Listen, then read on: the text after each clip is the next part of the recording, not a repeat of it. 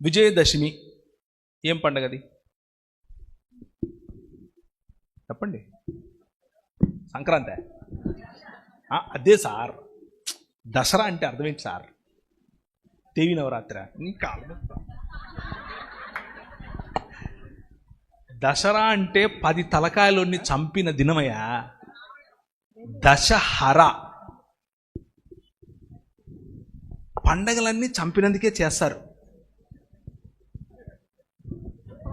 మీకు అర్థమవుతుందా? సంక్రాంతి ఒక్కటే మన పండగ.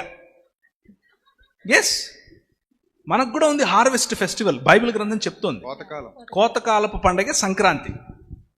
సంక్రాంతి అన్ని సంస్కృతుల్లో ఉంది.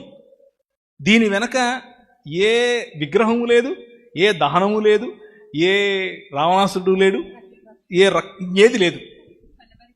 అర్థమవుతుందా? ఇది ఇది ఇది మనం తెలుసుకోవాలి.